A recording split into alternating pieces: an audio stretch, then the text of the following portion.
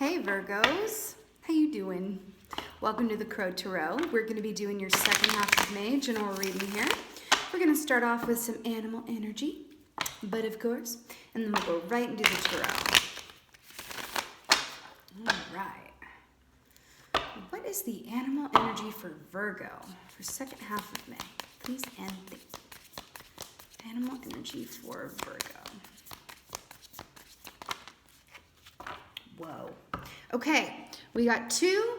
I'm gonna take them. Ooh, very cool. Okay, so we got the spider and the oyster. So the spider is very much about work. It can definitely be speaking of creative work, right? Oh, these webs we weave, right? But this is about work that you do. Virgos are very hard workers. We know this. But you've definitely been in a working energy here. I feel like you're either doing creative work, you're being called to transition to more creative work, or at least spend more time working creatively. Okay. The spider represents writers. So there could be a few of you watching who are writers or thinking about writing, or at least writing, journaling what you're experiencing, right? You may even find benefit in terms of being able to contextualize more fully your experiences through the written word. So this could also be reading things that really inspire you and put things into context, right? So your words are someone else's that are inspiring you in some way. Now the oyster. What's in the oyster? The pearl, right? So this is about the best parts of us, right? That pearl of truth, who we inherently are deep on the inside, that very few people really ever get to see. This is about connecting with the truth of why we're actually here, what we actually love. What are we actually here on this earth plane to do, achieve, and be? What's at the heart of it? This is another way of saying, like, what's at the heart of the matter for you? What's at the heart of the matter? Right? What's the dream that maybe you haven't really spoken of, or really, what's going on in here? What do you really, really want? Just for the Spice Girls song, tell me what you want, what you really, really want. Right? We got to crack open that oyster. You got to think about it too. Like, oysters are amazingly difficult to open. Right? You need like a tool and whatever. So this is, could be aspects, parts of you, dreams that you've had that haven't exactly come out into the light of day, or that you may want to spend more time investigating or looking at or feeling around, right? But largely, this is about keeping the best parts of us kind of hidden into ourselves and squared away, right? Sometimes that's exactly the best thing for you to do, right? Sometimes it's about opening up that oyster and sharing, but sometimes it's like, no, like, it's good. You keep that to yourself and nurture it to its, till it grows to a point where you can share it with others. But let's see what's going on. The spider and the oyster, they're just pointing something out. The spider and the oyster both have 6 letters. 6 is the number of love. So this could very much be about loving what you do, loving who you are and what you do, etc. Okay, let's see what's going on with my Virgos for second half of May with the spider and oyster realness. Oh, I love it. 9 of Pentacles, Virgos. This is what it is. This is that, true Independence Day where, and I guess we have Pentacles here talking about work, right? So we have the 9 of Pentacles here. This is my single lady and loving it card, my single fella and loving it card. But mostly, this is really about feeling good about the work that you do independently on your own, just feeling that you did the best job that you could and feeling really good about that, right? And this is also receiving accolades for the work that you did, right? This is less about a work, like a group work context, but more of like an individual sphere, right? So receiving individual accolades. Or you could be in a place where you're just feeling like, because again, we have the wolf here, which is all about intuition. I'm getting a lone wolf vibe, right? You may be really called to like just take some time on your own coming up here for whatever reason. All right, what else is going on for my Virgos? Did I just say take some time on your own for whatever reason? We have the 4 of Swords here, which is all about taking time on your own, right? But you see these 2 other crows at the window like, hey, Are you still asleep? Hey, tap, tap, tap, tap, tap. Can you wake up? We want to talk. We want something. What's going on? And then it's like, no, baby. We need to pull those blinds down. Close the curtains. Yeah, this is very much about taking time, but this is also about clearing your mental space, clearing your mental sphere, which a lot of the time is best done alone. Let's just keep it real. Because when we talk to others about what we're going through, what we're thinking or feeling, we're also inviting their energy into the party of what's going on. Again, this is echoing the oyster energy here too. And the spider is, solitary single spider here as well. So yeah, I'm getting a lot about really taking time on your own, letting things brew within you and for you, as opposed to, a group dynamic per se. All right, what else is going on for my Virgos?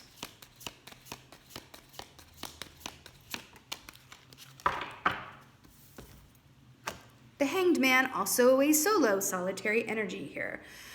Whew. Yeah, okay, so let's talk about this. So, this is actually not dissimilar to the Four of Swords, but this is taking an active time out to flip your perspective and see something in a new light. This is something you can only do on your own. I'm serious. This is really something you have to do for and by yourself. It's like Odin when he hung himself upside down from the tree just to gain wisdom and knowledge. It's very similar to this, where a perspective needs to be flipped. There could be a solution. It could have to do with this pearl that you're keeping to yourself, and it could really be related to work, right? Or creativity in whatever form. But there's something that you're not seeing here that you're being called to look at from a different sphere on your own. Okay? On your own.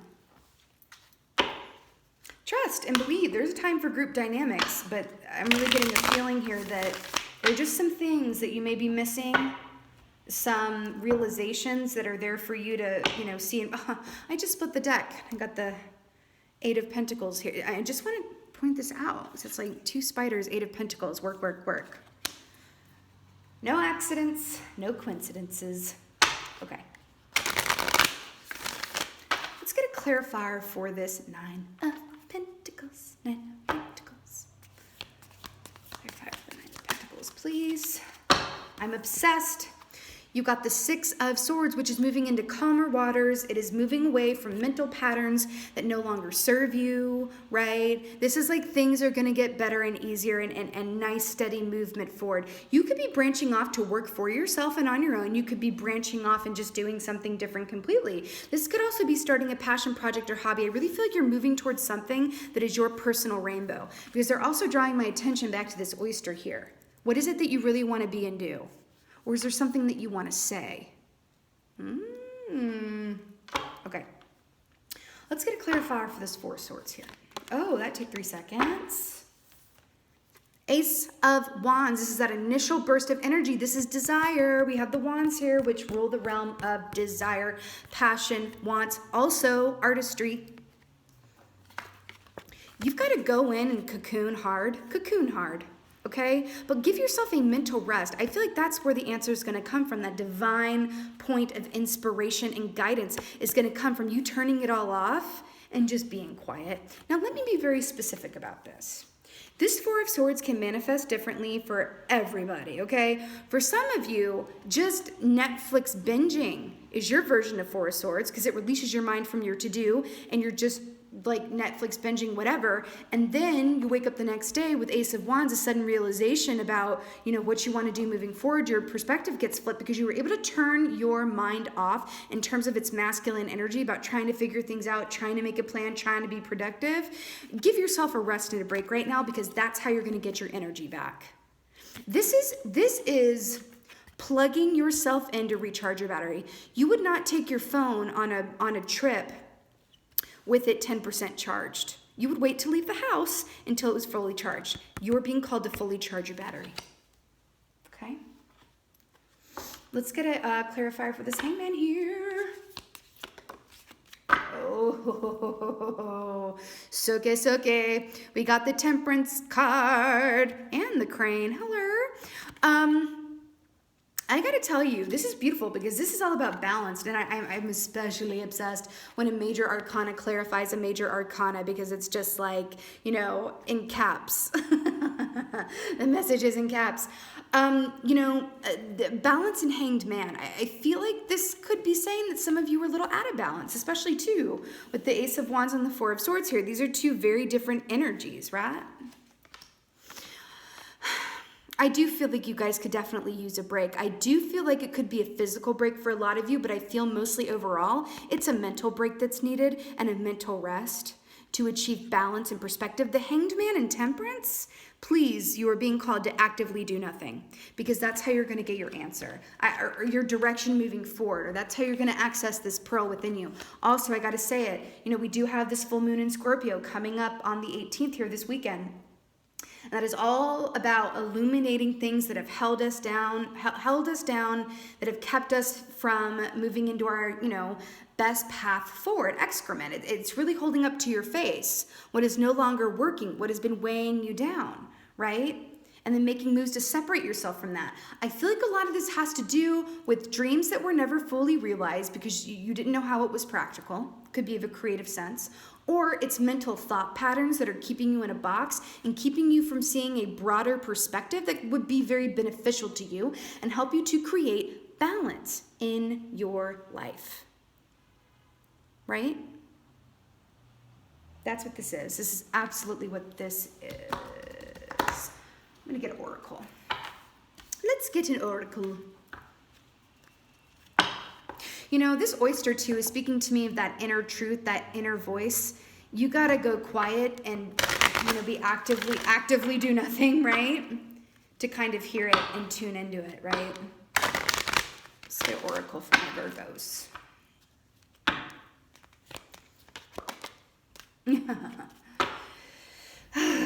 Yes, absolutely. So sensitivity. Archangel Haniel, you are extra sensitive to energies and emotions right now. Honor yourself and your feelings. Yes, okay. This is directly speaking about this oyster. Do you remember when I said at the top that there's a time for group dynamics and there's a time to just kind of be at your own and let your energy be your own and do this work on your own and for yourself? That's exactly what this is saying. Guess what? Haniel is also the angel of moon cycles, and I was just talking about the full moon in Scorpio.